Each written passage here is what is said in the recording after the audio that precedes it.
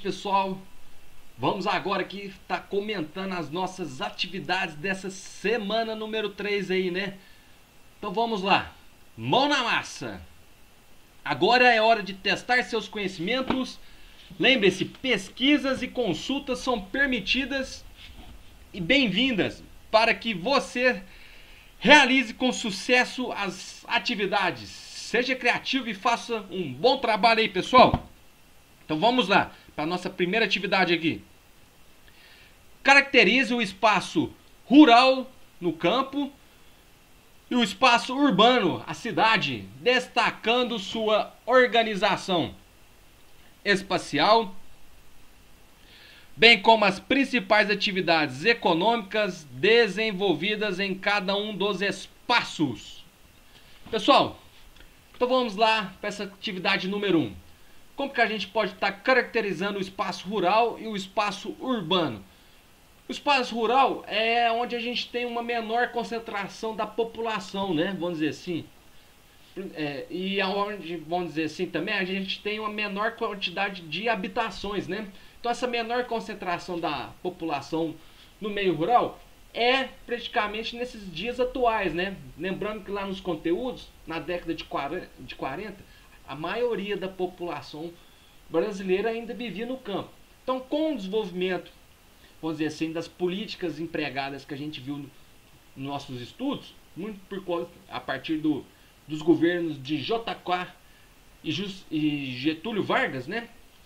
Esse desenvolvimento que a gente teve, a gente começou a ter esse êxodo rural, a saída do homem do campo e esse processo de urbanização, né? Então, para a gente estar caracterizando melhor, a partir dessas situações aí, né, vamos dizer assim, históricas que a gente viveu, o homem começou a ter essa transformação no campo. Então, nos dias de hoje, a gente tem uma menor concentração da população no meio rural, no campo. Então, consequentemente, uma menor quantidade de habitação, né, lá nesses espaços do campo, que a gente tem uma menor alteração do espaço geográfico em si, do meio natural.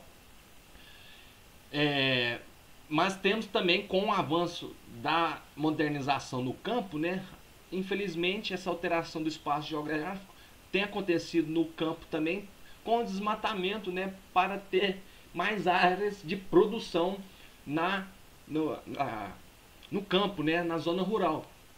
Então o desmatamento também está alterando esse espaço geográfico no campo.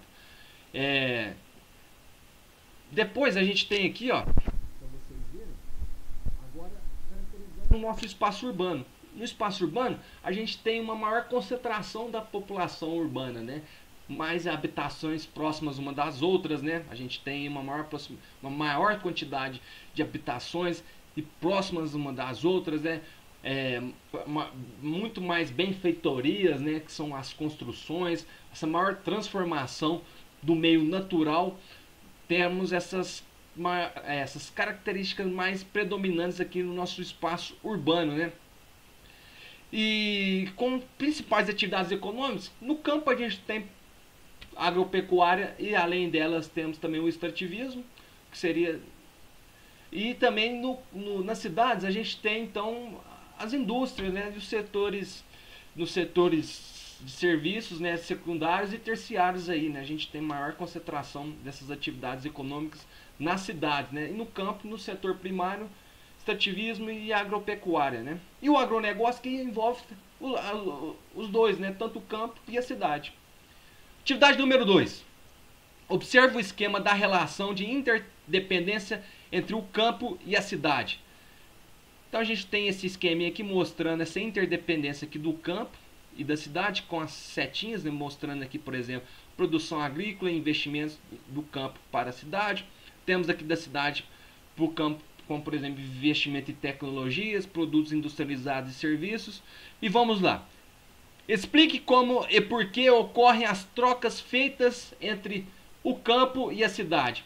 O que seriam essas trocas feitas? Essa relação que está mostrando aqui esse esquema para a gente, né? Quais seriam essas relações, essas trocas feitas, principalmente de serviços comerciais, de tecnologias, vamos dizer assim, né? E da própria população.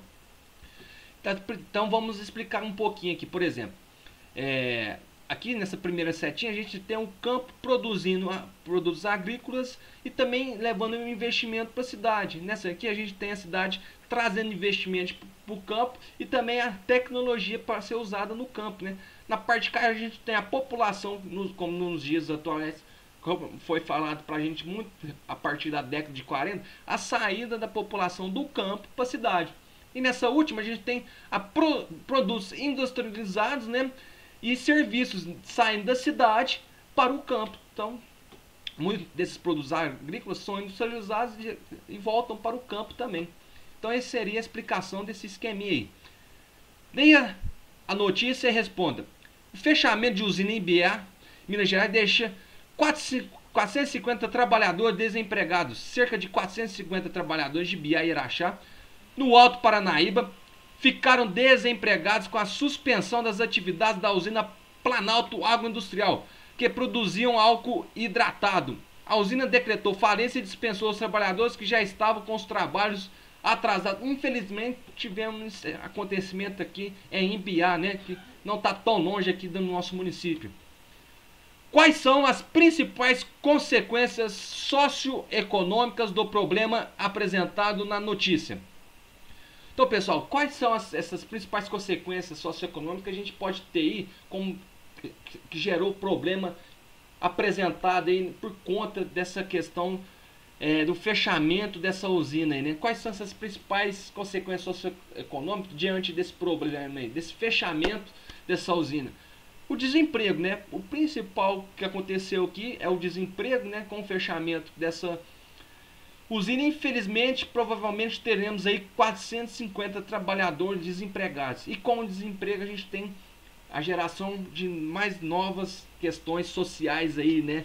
Pode gerar fome, essa falta de oportunidades aí que a gente vai ter, muito por conta que às vezes são pessoas de baixa renda que talvez estão ali, esses trabalhadores, né? Então, infelizmente, a gente vai ter geração de várias consequências socioeconômicas, muito por conta do desemprego desses 450 trabalhadores aqui que aconteceu, infelizmente. Analise a tirinha e responda. É um aviso que contém transgênicos, filho, mas talvez vejamos menos destes testes nas embalagens. O Congresso quer tirar os produtos transgênicos. Não quer tirar o aviso?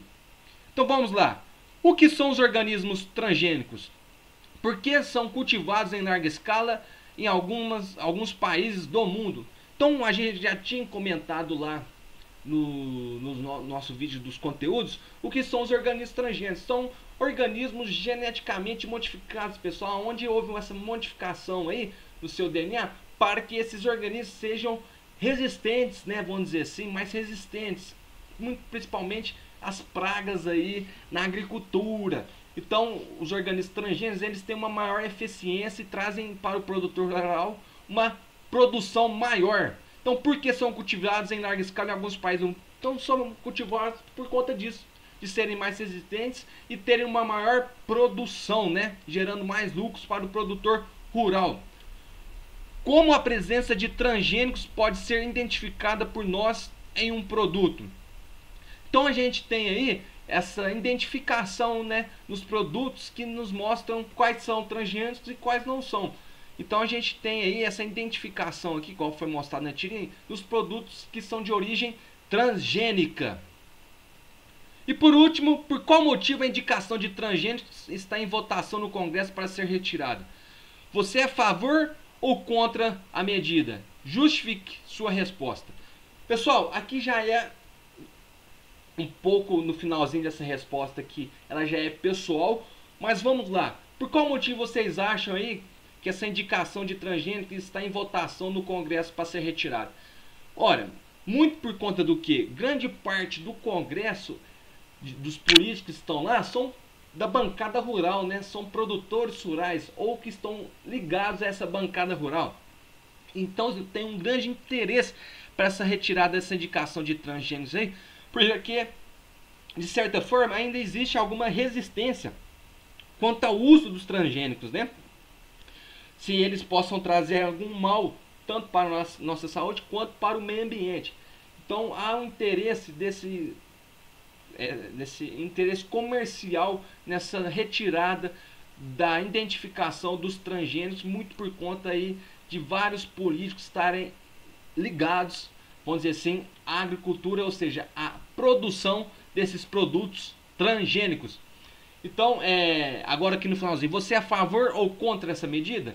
Aí já seria uma resposta pessoal, vocês, diante de tudo que a gente comentou, que o professor orientou vocês, ou complementem também essas informações com as pesquisas aí na internet aí, para estar contribuindo aí as informações, para que vocês possam estar respondendo aí. Terminamos por aqui a nossa semana número 3. Desculpem as falhas aqui do professor. Desejo uma semana abençoada a todos. Um abraço e fiquem com Deus. Tchau, tchau.